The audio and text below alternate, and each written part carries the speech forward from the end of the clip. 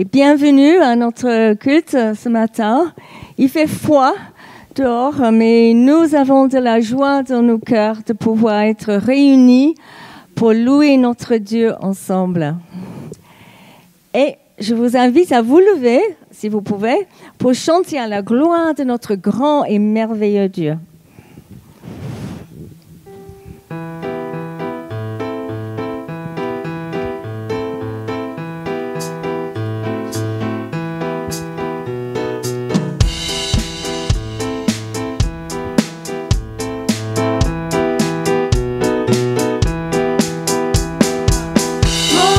Merveilleuses sont toutes tes œuvres, ô Seigneur, notre Dieu tout-puissant, juste et véritable dans toute ta volonté, toi le roi éternel,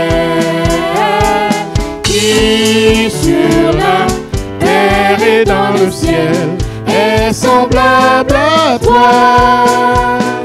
Tu règnes sur tout l'univers, Dieu d'Israël. Un jour devant toi, tout genou fléchira, toute langue te bénira. Alléluia, Alléluia, Alléluia, Amen.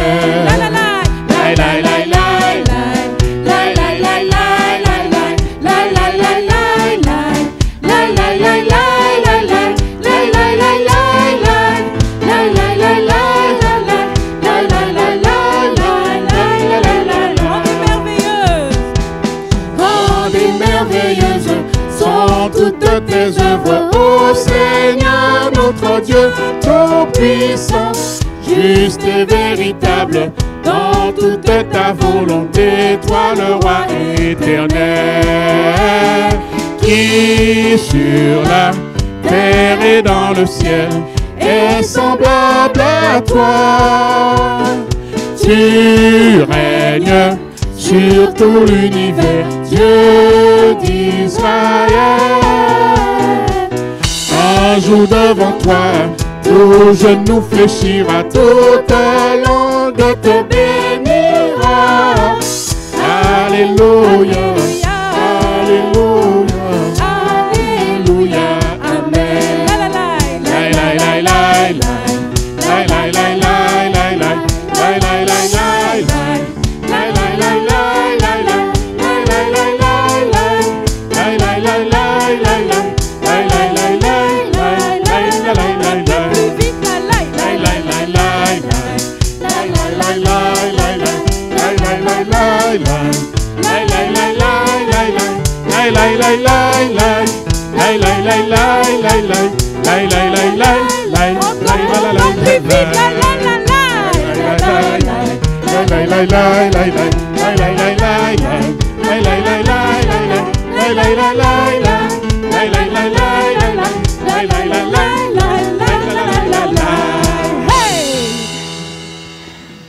Je vais lire en Jean 14, versets 1 à 7, et c'est Jésus qui parle.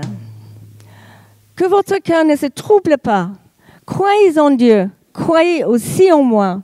Il y a beaucoup de demeures dans la maison de mon Père.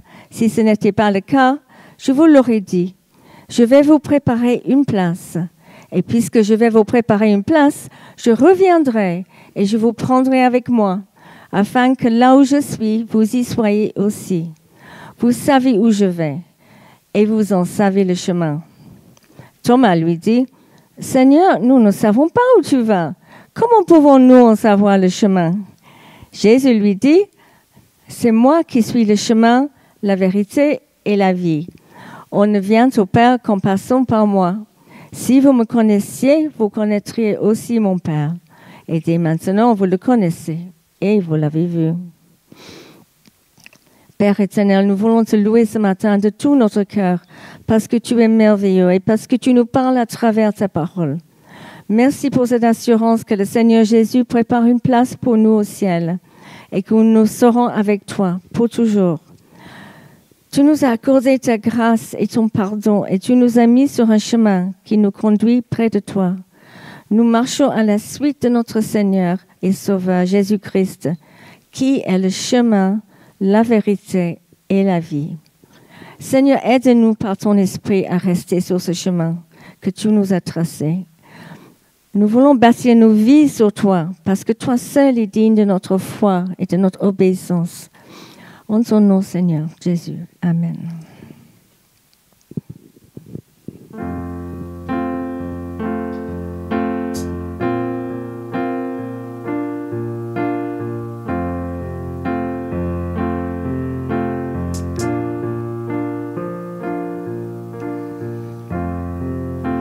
Digne de tous les chants que je chanterai,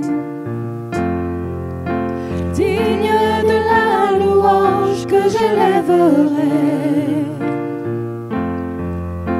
digne de chaque souffle que je te rendrai, je vis pour toi.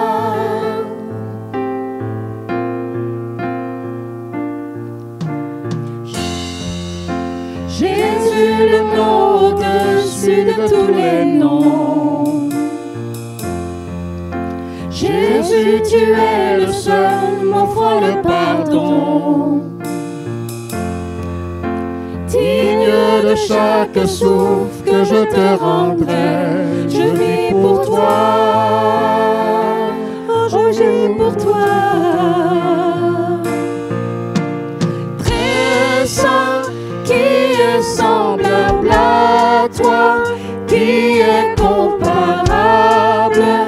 Ouvre mes yeux à ta beauté, déverse ton cœur en moi, révèle en moi le passion, passionné de ce que tu es.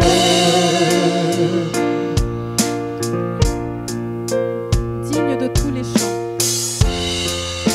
Digne de tous les chants que je chanterai, digne de la louange, digne de la louange que j'élèverai, digne de chaque souffle, digne de chaque souffle que je te rendrai, je vis pour toi.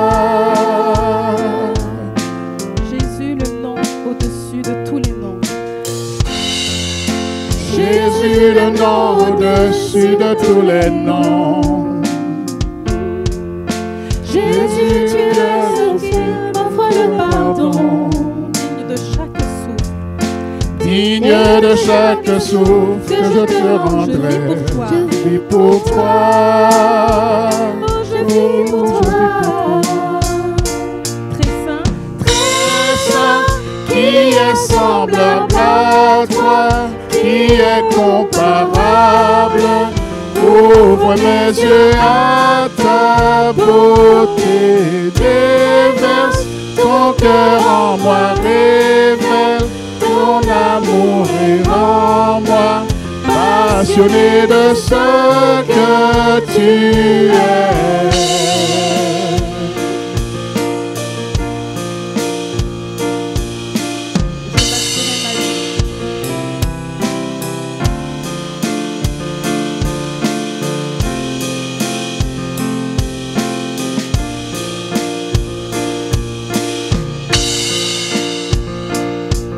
je bâtirai Bâtirai ma vie sur ton amour, fondement inébranlable, et j'ancrerai ma foi en ton nom seul. Non, je ne tremble. On le dit encore une fois, je bâtirai, bâtirai ma vie sur ton amour, fondement inébranlable, et j'ancrerai ma foi en ton nom seul. Non, je ne tremblerai pas.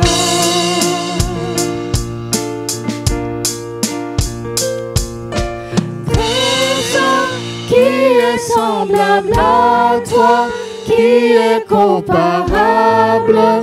Ouvre mes yeux à ta beauté, déverse ton cœur en moi, révèle ton amour et rends-moi passionné de ce que tu es.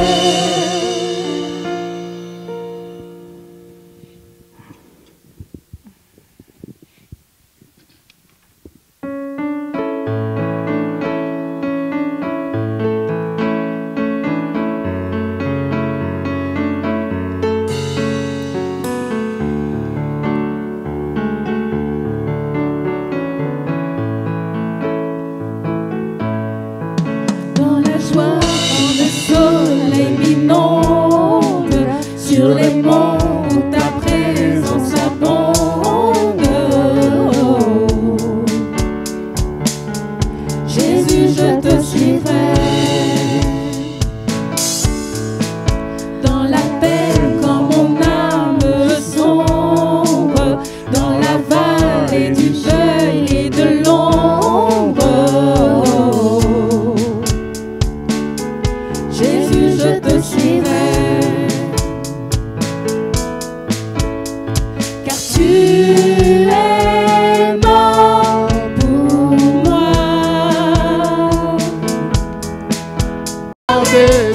Souffert pour me sauver. Jésus, je te suivrai. Je t'aimerai plus que la vie. Je survivrai malgré le prix. Oh. Jésus, je te suivrai.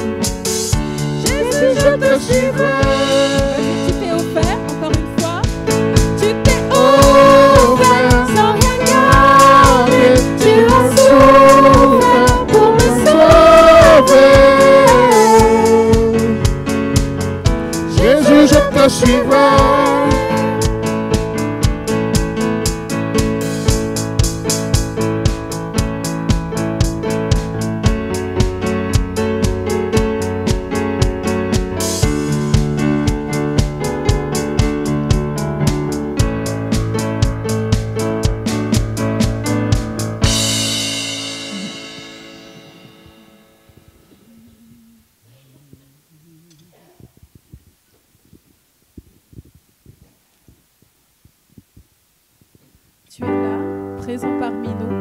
C'est une vérité, si nous le croyons ce matin, nous pouvons mettre toute notre confiance en celui qui est là, en celui qui est présent parmi nous, notre Seigneur, notre Sauveur, en la personne de Jésus-Christ. Merci Seigneur pour ta présence. Tu es là parmi nous, malgré nos doutes, malgré nos questions, malgré l'obscurité de la nuit. Toi tu es lumière et tu es présent au milieu de nous. Tu es là, présent parmi nous. Je me prosterne, je me prosterne. Tu es là, œuvrant parmi nous. Je me prosterne, je me prosterne. Tu es là, présent parmi nous. Je me prosterne, je me prosterne. Tu es là, œuvrant parmi nous. Je me prosterne, je me prosterne.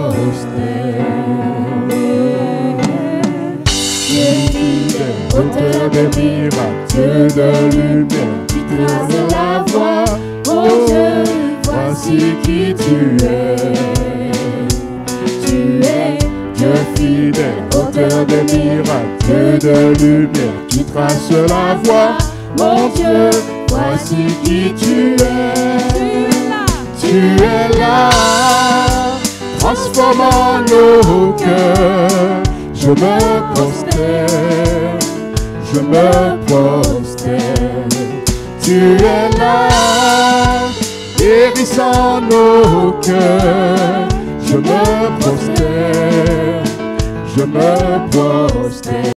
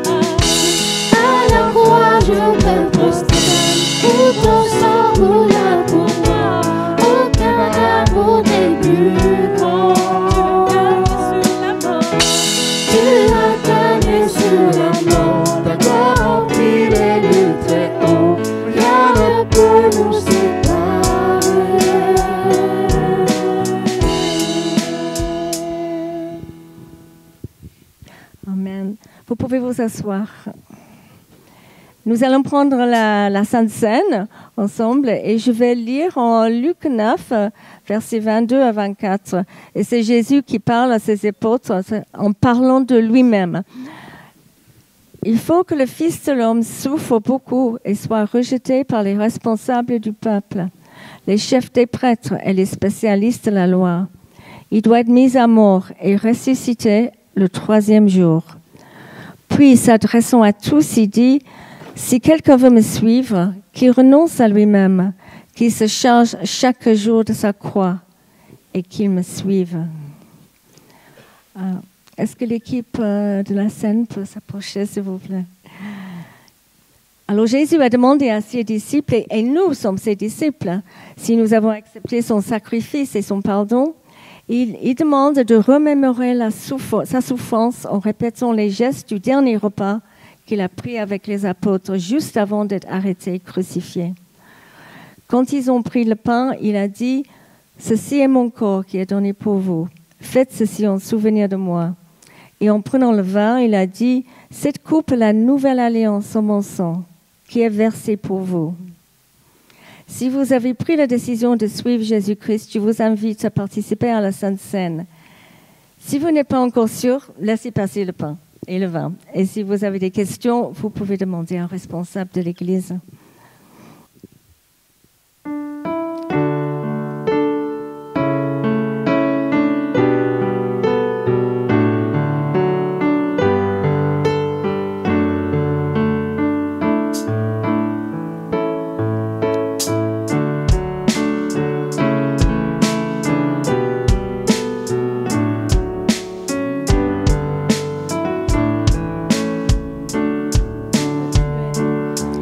Tu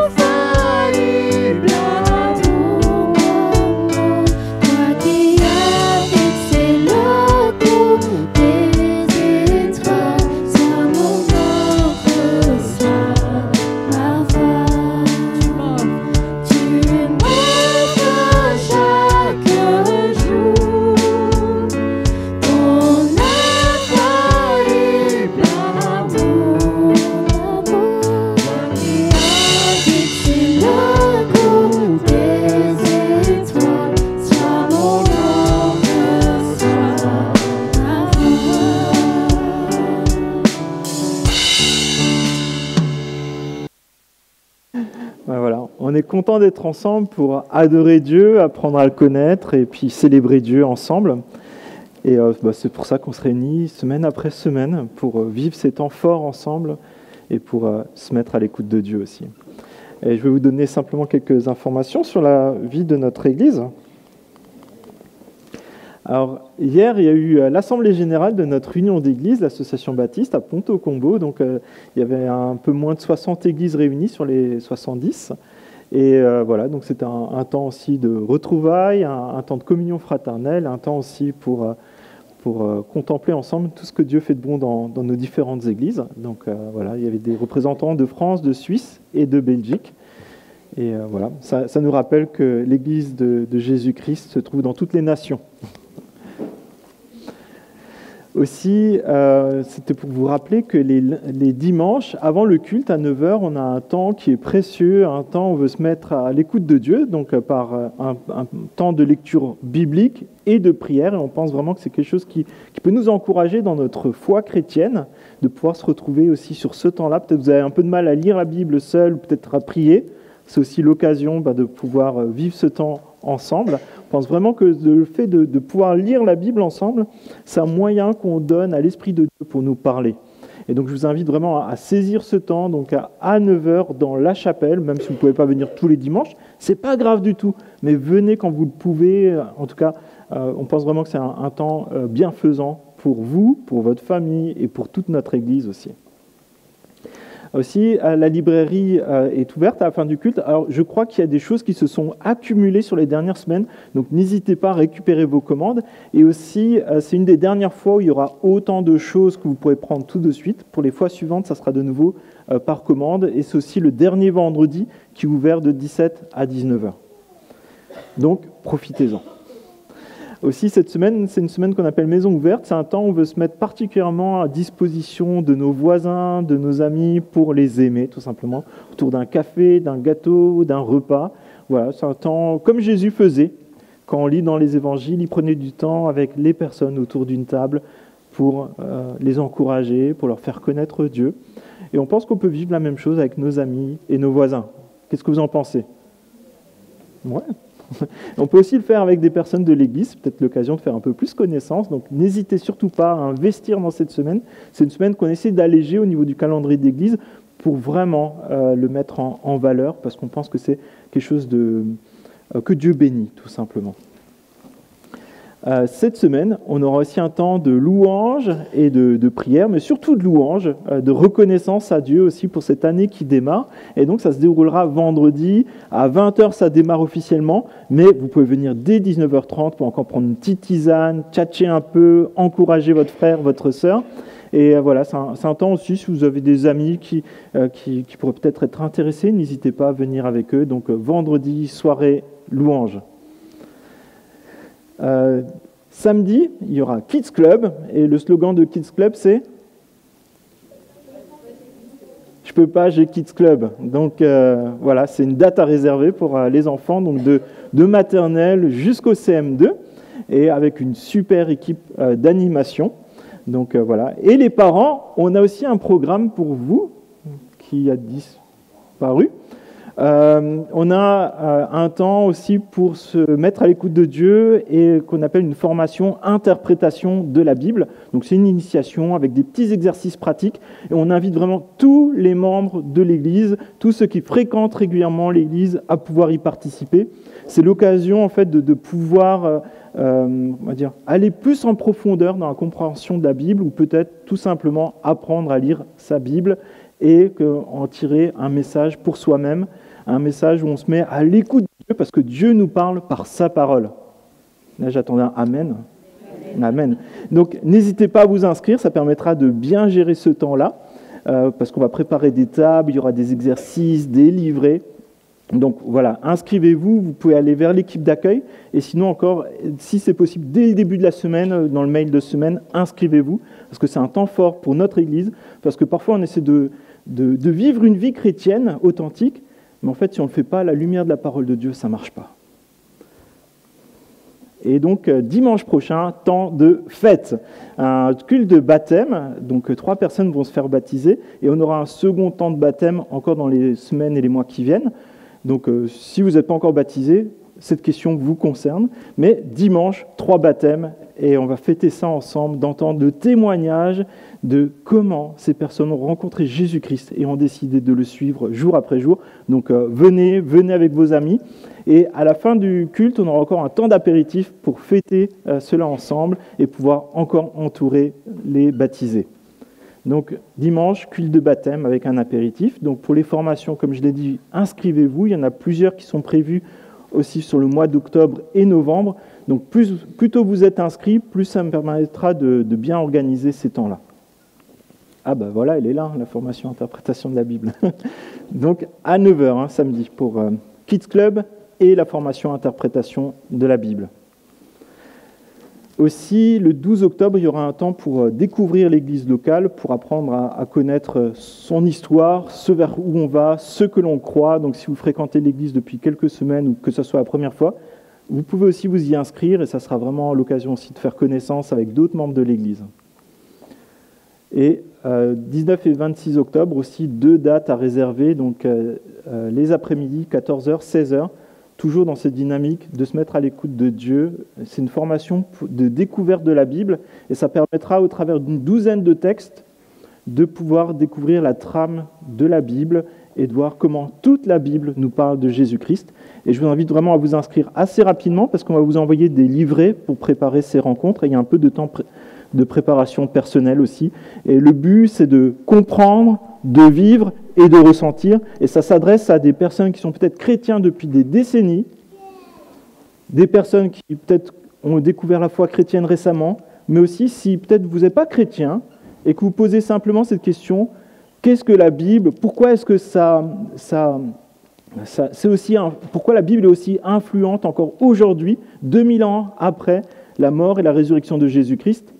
Ça vous concerne aussi. C'est vraiment l'occasion de découvrir ce livre, la Bible, que nous pensons être la parole de Dieu. Aussi, je vous rappelle aussi qu'on a encore notre cagnotte chaise qui est en cours et qui nous permettra d'acquérir les chaises et rendre les chaises qu'on nous a prêtées.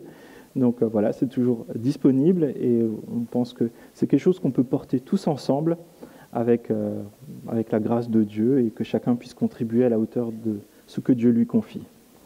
Aussi, vous avez le tronc qui est ici, qui vous permet aussi de pouvoir contribuer au fonctionnement de l'Église et aussi investir pour le royaume de Dieu et porter ensemble aussi cette charge du bon fonctionnement de l'Église et aussi ces projets que nous avons devant nous, y compris aussi les travaux qui vont nous permettre d'avoir plus de salles pour les enfants, parce que les enfants sont un peu serrés. Actuellement, ils sont dans 2 salles avec 2 groupes de niveau. Je ne sais pas si vous vous rendez compte, c'est de la nurserie à la maternelle et du CP au CM2. Donc là, je crois qu'on peut déjà juste bénir nos moniteurs et nos monitrices qui sont super. Vous êtes d'accord? On peut les applaudir même.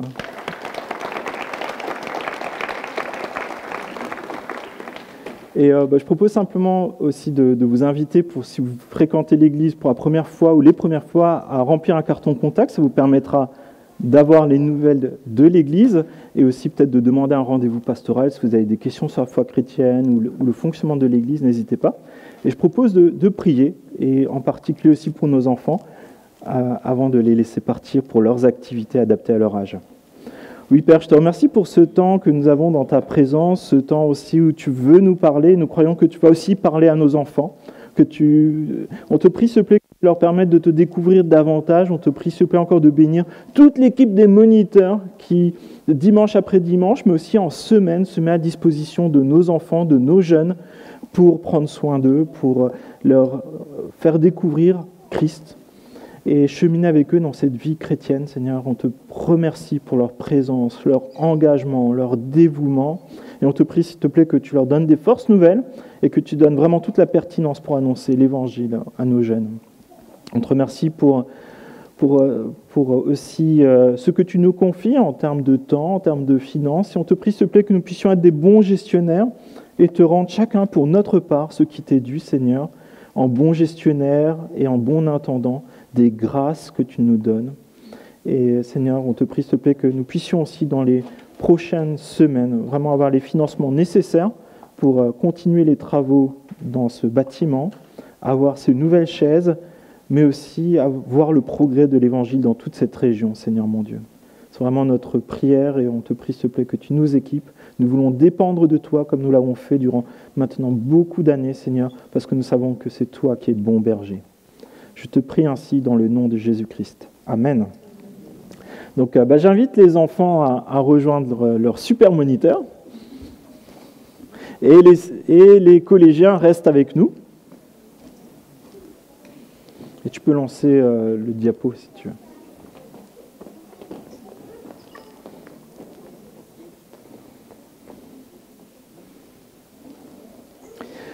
En attendant, je vous invite à ouvrir Jean au chapitre 10, verset 11 dans votre Bible. Si vous n'en avez pas, vous pouvez faire signe et l'équipe d'accueil sera très contente de pouvoir aussi vous en prêter une. Il suffit juste de lever la main discrètement, il n'y a pas de honte. On sera même content de vous l'offrir si vous n'en avez pas. Donc Jean 10 au verset 11. Et je vais vous parler de Noël là pour commencer cette prédication. On en avance pour une fois. D'habitude, c'est toujours à la dernière minute qu'on commence à s'en préoccuper. J'ai entendu le récit de quelque chose qui s'est passé dans une entreprise. En fait, c'était la fête de Noël de cette entreprise. Et donc, ils ont réservé une salle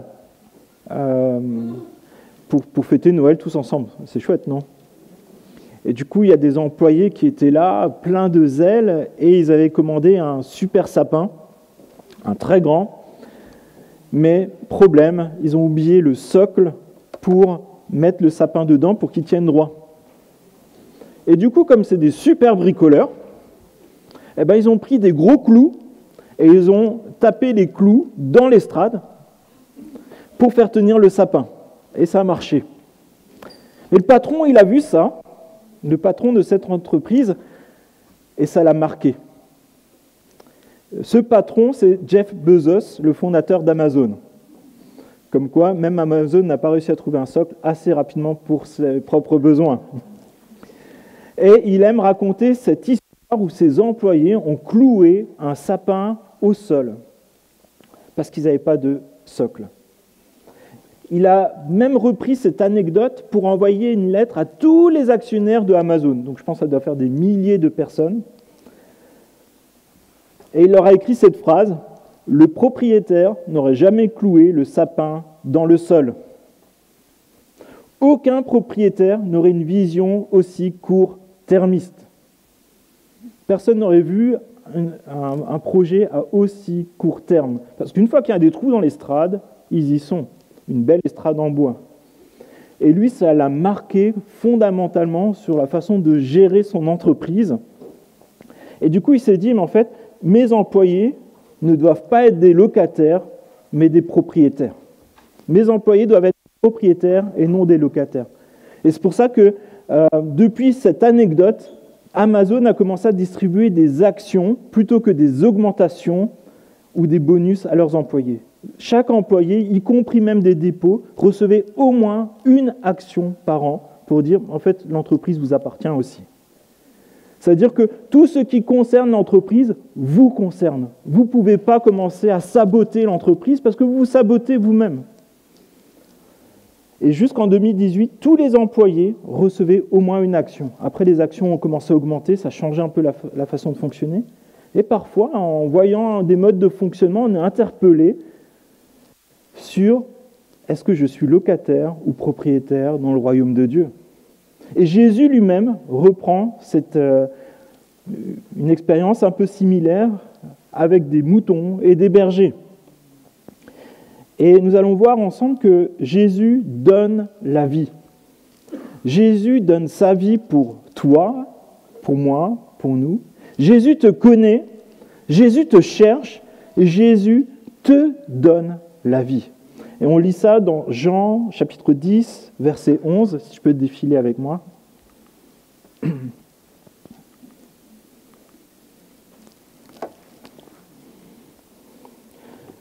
C'est Jésus qui parle. Je suis le bon berger. Le bon berger donne sa vie pour ses brebis. Le simple salarié, quant à lui, n'est pas le berger et les brebis ne lui appartiennent pas.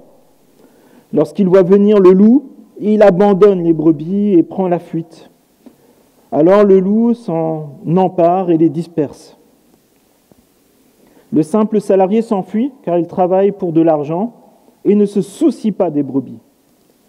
Moi, je suis le bon berger. Je connais mes brebis et elles me connaissent, tout comme le Père me connaît et comme je connais le Père. Je donne ma vie pour mes brebis. J'ai encore d'autres brebis qui ne sont pas dans cet enclos. Celles-ci aussi, il faut que je les amène. Elles écouteront ma voix. Il y aura un seul troupeau, un seul berger. Le Père m'aime parce que je donne ma vie pour la reprendre ensuite. Personne ne me l'enlève, mais je la donne moi-même. J'ai le pouvoir de la donner, j'ai le pouvoir de la reprendre. Tel est l'ordre que j'ai reçu de mon Père.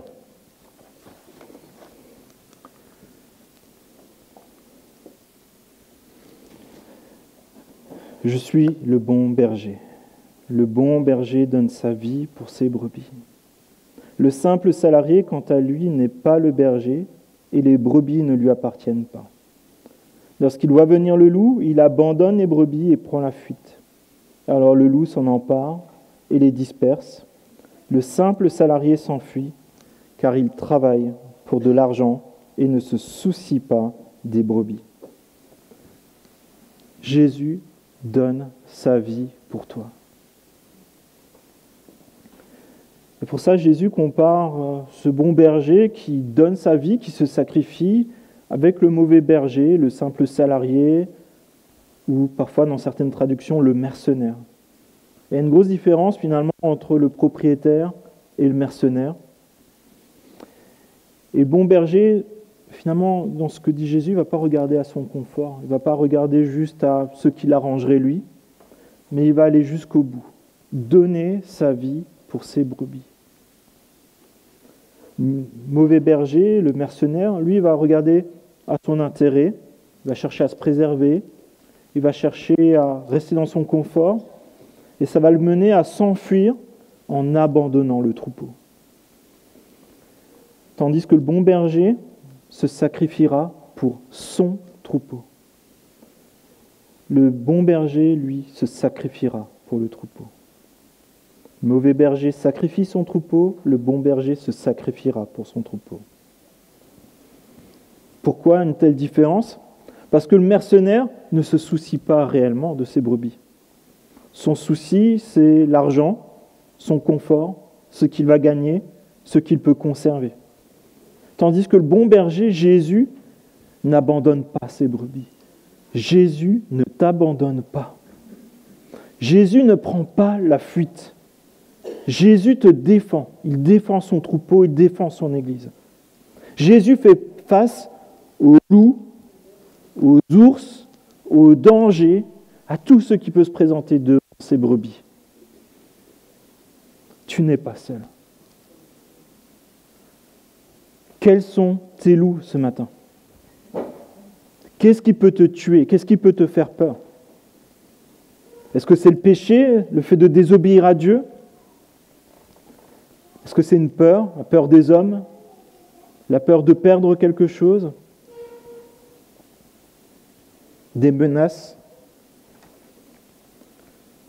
ou la mort ? Et en tout ça, j'ai envie de te dire, Jésus, c'est le bon berger, il va rester avec toi jusqu'au bout. Parce que Jésus donne sa vie pour ses brebis, Jésus donne sa vie pour toi. Et quand Jésus dit ça, ce n'est pas une promesse en l'air, parce que Jésus a déjà donné sa vie pour toi. Il a déjà souffert pour toi. Jésus l'a déjà réalisé, et il a réalisé ce que Dieu avait prévu d'avance, 700 ans avant que Jésus ne monte sur cette croix. En Ésaïe 53, au verset 5, si tu peux défiler avec moi, enfin 4, il est déjà décrit ce que Jésus allait faire, ce que Dieu lui-même allait faire pour ses brebis, pour toi et pour moi, aujourd'hui encore. Quasiment 2500 ans à 3000 ans avant que tu sois assis sur cette chaise, Dieu a déjà dit ce qu'il allait accomplir. Pourtant, ce sont nos souffrances qu'il a portées. C'est de nos douleurs qu'il s'est chargé. Et nous l'avons considéré comme puni, frappé par Dieu et humilié. Mais lui, il était blessé à cause de nos transgressions, brisé à cause de nos fautes. La punition qui nous donne la paix est tombée sur lui. Et c'est par ces blessures que nous sommes guéris. Nous étions tous comme des brebis égarées. Chacun suivait sa propre voie et l'Éternel a fait retomber sur lui nos fautes à tous. Il a été maltraité, il s'est humilié, il n'a pas ouvert la bouche. Pareil à un agneau qu'on amène à l'abattoir, à une brebis muette devant ceux qui la tondent. Il n'a pas ouvert la bouche. L'Éternel a voulu le briser par la souffrance. Si tu fais de sa vie un sacrifice de culpabilité, il verra une descendance et vivra longtemps. Et la volonté de l'Éternel sera accomplie par son intermédiaire. La promesse que Dieu a faite et la promesse que Dieu a accomplie par Jésus-Christ. Jésus a porté notre culpabilité à tous, nos péchés à tous, nos transgressions à tous, nos souffrances à tous, nos blessures à tous. Et dans ce passage, il y a un des versets les plus durs, je pense, de toute la Bible. L'Éternel a voulu le briser par la souffrance. Pourquoi Jésus a dû être brisé par la souffrance? Pour que toi et moi, nous ne le soyons pas. C'est là qu'on peut voir que c'est le bon berger. Tandis que les loups viennent pour dévorer, pour disperser, Jésus, lui, il est venu pour donner sa vie, pour rassembler ses brebis, te rassembler avec son troupeau, protéger ceux qui lui appartiennent. Et tant que le mercenaire travaille pour de l'argent, Jésus, lui, prend soin de toi parce qu'il t'aime, parce que tu lui appartiens. Et Jésus est venu dans ce monde pour se livrer, souffrir à notre place les conséquences de notre péché. Ce n'est pas une surprise pour Jésus. Dieu l'a envoyé pour cela, Dieu le Père, pour nous délivrer, nous sauver des loups, nous délivrer de la mort et du péché, de la mort éternelle et du péché. La mort éternelle, c'est de souffrir toute l'éternité loin de Dieu dans le regret de ne pas être dans le bon enclos, de ne pas avoir répondu à Dieu. Et Jésus, pour ça, a donné sa vie. Et lorsque Jésus a porté ta condamnation et ma condamnation, Jésus l'a fait pour toi. Jésus s'est laissé comme dévoré par le loup de la mort et du péché à ta place et à ma place. Parce que Jésus se soucie de toi personnellement. Parce que tu es précieux pour lui. Personne dans le monde, même les personnes qui t'aiment le plus, ne t'aiment à ce point-là, de cette façon-là. Et avant même la création du monde, Jésus a décidé de t'aimer jusqu'à l'extrême, jusqu'au bout. Pourquoi? Parce que Jésus te connaît. Verset 14. Moi, je suis le bon berger. Je connais mes brebis, elles me connaissent. Tout comme le Père me connaît, et comme je connais le Père, je donne ma vie pour mes brebis. Mes amis, les moutons ont un berger. Tu as un berger, Jésus. Et comprends bien que le christianisme, ça ne se limite pas seulement à être sauvé du péché, de la mort, du jugement éternel. Le christianisme, avoir sa foi en Jésus, ça implique avoir un berger vivant pour guider, pour te nourrir, pour te guérir, pour te protéger, pour te soigner et t'aider à aimer comme lui même a aimé. Tu as un berger, l'Église a un berger, Jésus-Christ. Et Jésus prend soin de toi et te conduit, et ce qui est particulier, il te connaît personnellement, dans ce qui est dans la lumière et de ce qui est dans l'obscurité. Et Jésus veut tout emmener à la lumière. Parce que Jésus te connaît. Alors, je ne sais pas si ça vous est déjà arrivé quand vous êtes arrivé chez quelqu'un qui a un chien. Mais un gros chien, vous savez, genre berger allemand. Ouais. Et là, parfois, ceux qui ont les chiens, ils font souvent ça. Ils te font un grand coucou de la porte, comme ça. Et ils font « Ah, c'est bon, rentre, il est gentil !» Ça vous est déjà arrivé? Alors que le chien, il est aussi grand que toi, tu vois. Et là, tu te dis, le chien, il connaît son propriétaire, et moi, il ne me connaît pas. Je ne sais pas si ça vous est déjà arrivé. Moi, il prie. Et une fois, moi, ça m'est arrivé. Je suis arrivé dans une exploitation d'escargots, pour vous dire. Ça ne s'invente pas. Et le propriétaire m'a dit, « C'est bon, rentre !» Je suis rentré. Il m'a dit, « Le chien est gentil !» Il m'a dit, « Je vais chercher quelque chose. » Moi, j'étais seul avec le chien dans la cour, et le chien, il protège des milliers d'euros. Hein, pour le coup, les œufs d'escargot, c'est pire que le caviar. Hein. Eh ben, ce chien-là, il est dressé pour garder. Il s'est approché de moi doucement. Le propriétaire ne revenait pas. Je fais, « Je suis encore là, hein !»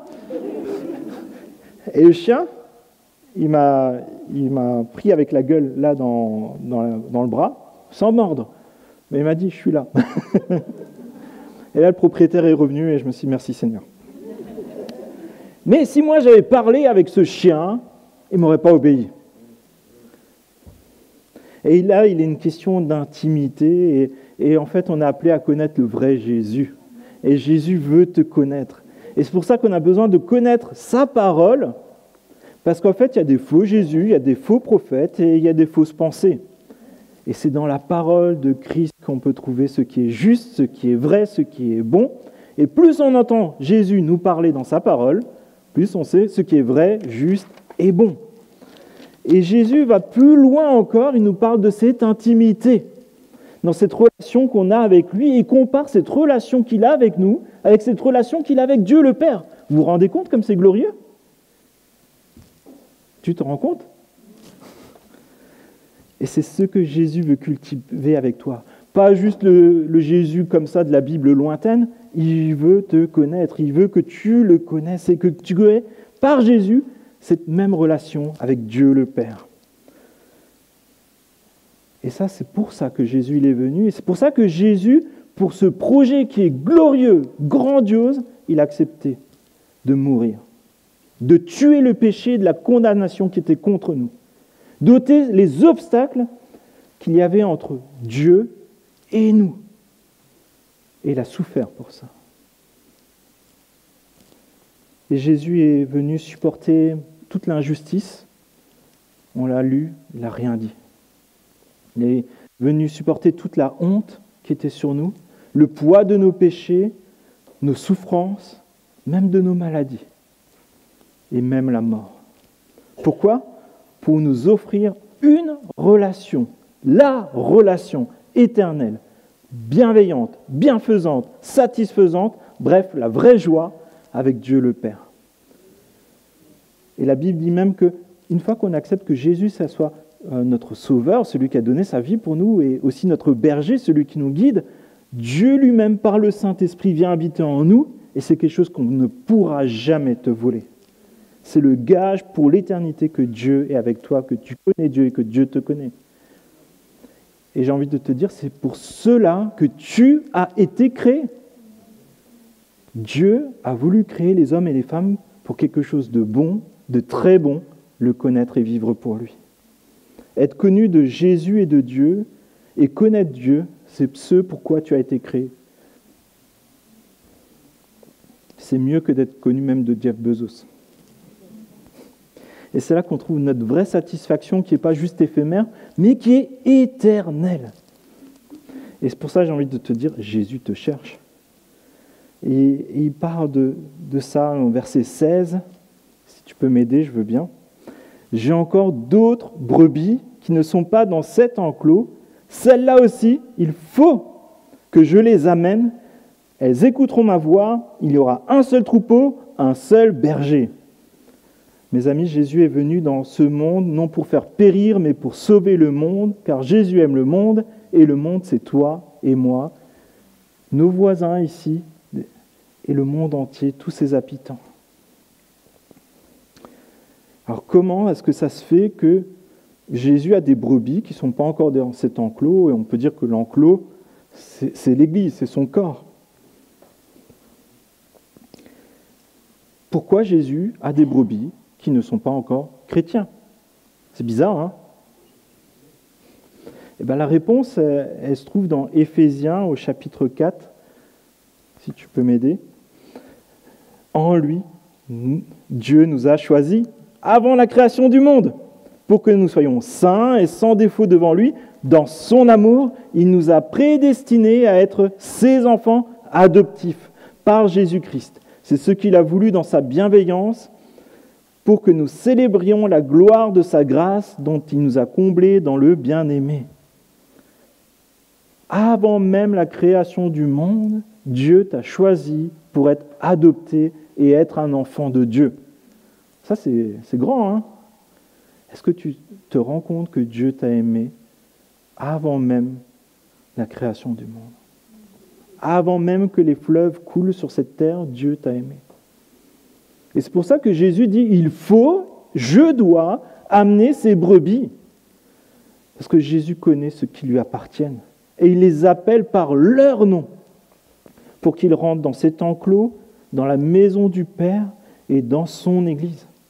Et Jésus appelle comment? Par sa parole. Lorsque tu entends la parole de Dieu,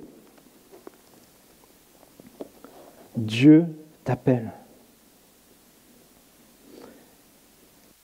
Tu sais que c'est la vérité, tu sais que ça te concerne et que tu dois y répondre à l'appel du bon berger parce que c'est ton berger. Ils écoutent sa voix. Écoute sa voix ce matin. Ah. D'accord, merci de suivre. Et là, j'ai envie de te dire, mais Dieu t'appelle depuis la création du monde. Pourquoi est-ce que tu luttes contre Dieu aujourd'hui? Comment est-ce que tu peux répondre à cet appel? C'est peut-être simplement de dire, oui, je sens que tu m'appelles, je me sens interpellé. Voilà, je viens tel que je suis. Je veux te suivre, je veux te connaître et je veux que tu me connaisses. Parfois, c'est une prière toute simple et les choses viennent par la suite. Tu peux le dire comme tu le dirais à un ami. Tu peux dire, je veux te suivre, je veux te connaître. Pourquoi? Parce que Jésus est venu pour que les hommes, les femmes, les enfants de tous les temps, de toutes les nations, de toutes les ethnies, de toutes les langues entendent sa voix et rendent à la maison du Père, où il y aura le repos éternel. Et comprends bien ça, si Jésus n'est pas encore revenu, c'est parce que toutes ces brebis, tous ces enfants ne sont pas encore rentrés au bercail, tous ne sont pas encore à la maison. Et cette mission, elle se poursuit encore aujourd'hui dans le sud de la Seine-et-Marne, où Dieu nous a placés, mais jusque dans l'extrémité de la terre. Dieu a des personnes qu'il a choisies et qui doivent le connaître. Et ce qui est beau, c'est que Jésus t'associe, toi, moi et notre Église, à cette grande mission de sauvetage et d'amour. En Matthieu, chapitre 28, verset 19, Jésus nous laisse cela, et c'est quelque chose que vous entendrez beaucoup la semaine prochaine, mais allez, sortez d'ici. Enfin, pas tout de suite, on va finir la prédication. Allez donc, faites de toutes les nations des disciples, baptisez-les au nom du Père, du Fils et du Saint-Esprit, et enseignez-leur à mettre en pratique tout ce que je vous ai prescrit, et moi je suis avec vous tous les jours jusqu'à la fin du monde. Et je crois que ça ne s'adresse pas seulement aux apôtres il y a 2000 ans, ça s'adresse à toi qui confesses que Jésus, c'est ton berger, de le suivre, de mettre en pratique ce qu'il nous demande. La question qui se pose à nous, c'est depuis que tu es chrétien, à qui as-tu parlé de Jésus? As-tu formé des disciples?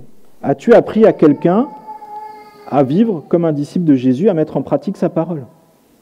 Est-ce que tu l'as appris pour toi-même? Est-ce que tu es un disciple qui fait des disciples? Dans notre quotidien, appliquons-nous les enseignements de Jésus? Et c'est là, c'est bon de nous rappeler un seul Jésus, un seul troupeau, une seule Église. Il y a un missionnaire qui s'appelle Peter Scott, qui est né en Angleterre en 1867 et qui a été le fondateur d'une mission qui s'appelle la mission intérieure africaine.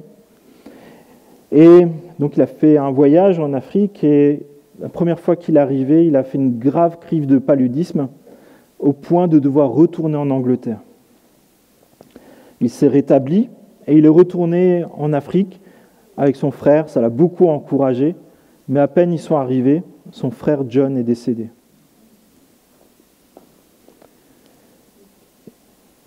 Peter a dû enterrer tout seul son frère en Afrique, sans personne avec lui.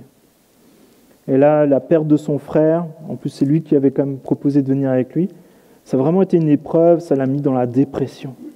Puis en plus, il a de nouveau eu une maladie assez lourde et ça l'a fait craquer, il n'en pouvait plus, et de nouveau rentrer en Angleterre.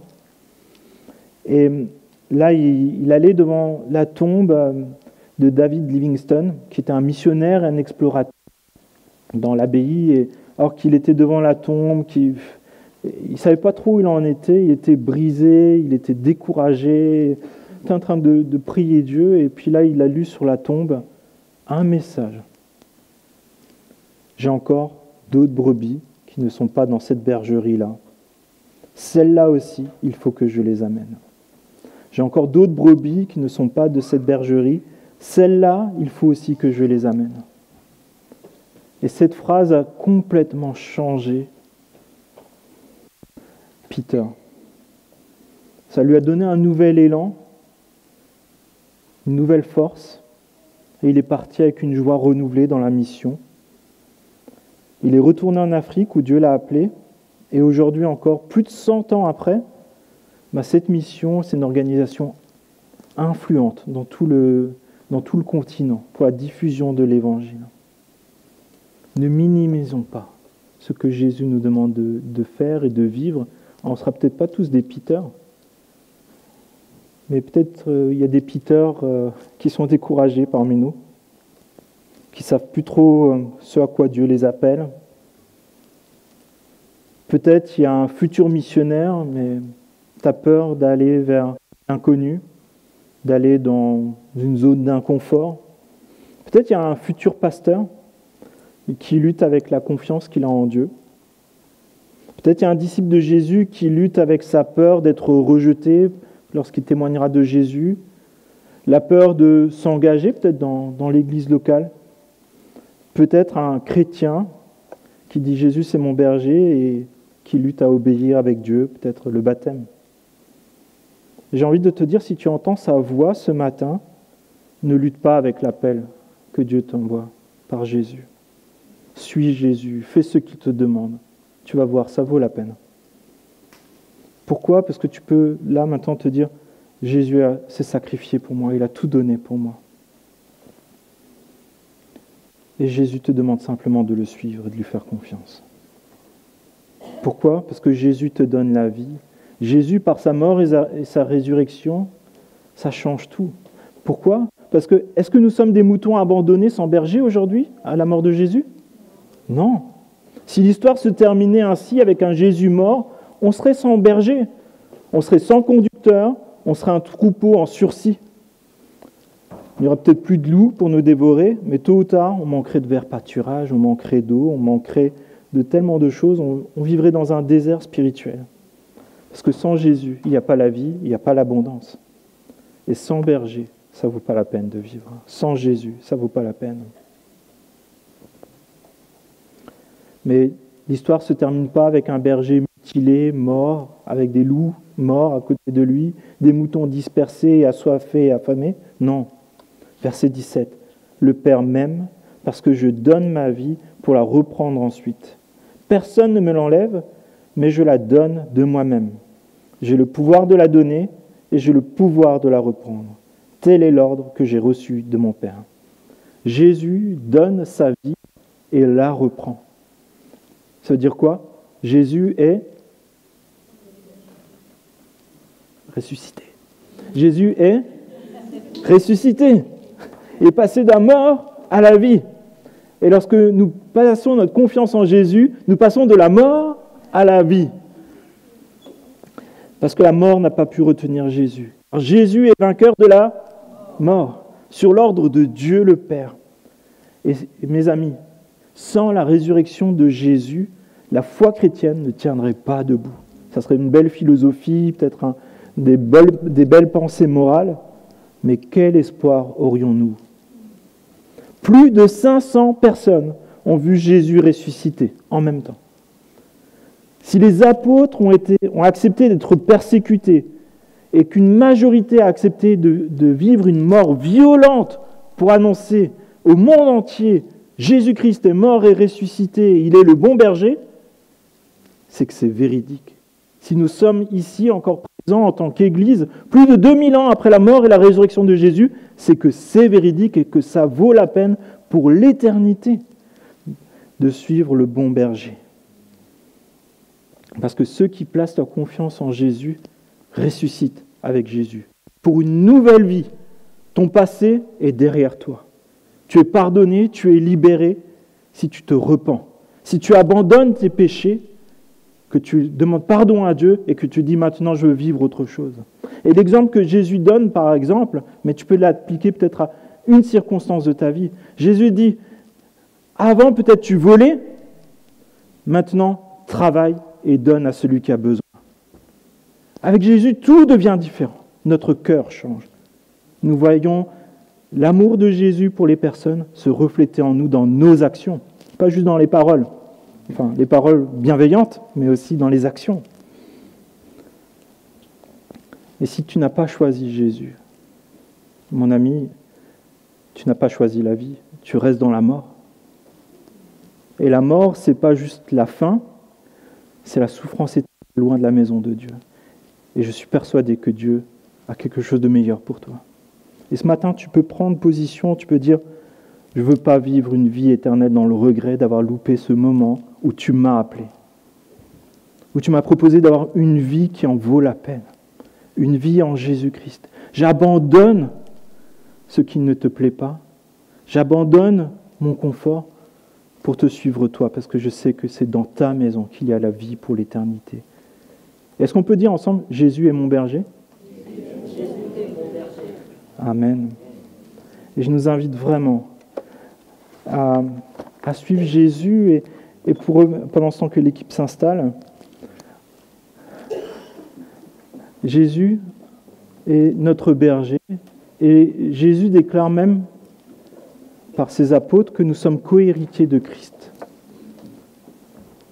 Tu as ta place avec Christ dans la maison du Père. Et ce matin, j'ai envie vraiment de t'encourager. Tu n'es pas locataire, tu fais partie du membre du corps de Christ. Ne cloue plus de sapin dans l'estrade. Vois sur le long terme comment Dieu peut t'utiliser pour sa gloire jusque dans l'éternité. Seigneur, merci, parce que tu es venu dans ce monde pour que nous puissions vivre par toi, passer de la mort à la vie, ne plus être désespérés et perdus, mais te suivre toi. Vivre par toi, Seigneur. Et je te prie, s'il te plaît, que nous sachions jour après jour te mettre au centre, Seigneur. Au centre de nos vies, au centre de nos préoccupations, et être disponible pour toi. Alors bien sûr, on a des peurs, on a des doutes, et on voit que même les disciples ont des doutes au moment où même tu les quittes. Mais nous savons que tu règnes sur la terre et dans les cieux, Seigneur. Et je te prie, s'il te plaît, que cette assurance vienne en chacun d'entre nous, de savoir que tu règnes, que tu es souverain, que tu as vaincu la mort et le péché, et que tu donnes la vie pour l'éternité, Seigneur. Et je te prie, s'il te plaît, que tu nous aides à chacun d'entre nous à faire un pas de plus avec toi pour te suivre en tant que notre berger. Seigneur mon Dieu, à qui irions-nous si ce n'est à toi, Seigneur? Je te prie, s'il te plaît, pour mes amis qui sont peut-être en lutte, qui entendent cette voix qui les appelle et qui sont en lutte, Seigneur. Je te prie, s'il te plaît, vraiment que tu leur donnes le courage, la force et la conviction, ce matin, maintenant, de simplement peut-être dire, Jésus, j'accepte ce que tu as fait pour moi et je veux te connaître, je veux te suivre. Et je te prie, s'il te plaît, que ça produise une vie abondante en eux. Cette intimité avec toi. Seigneur, je te prie encore pour notre Église et que nous sachions être en mission, là où tu nous places, partager l'Évangile, le vivre, le communiquer, le mettre en pratique, faire des disciples en vrai. Et aussi que nous sachions encourager et envoyer dans le monde entier. Je te prie dans le nom de Jésus. Amen.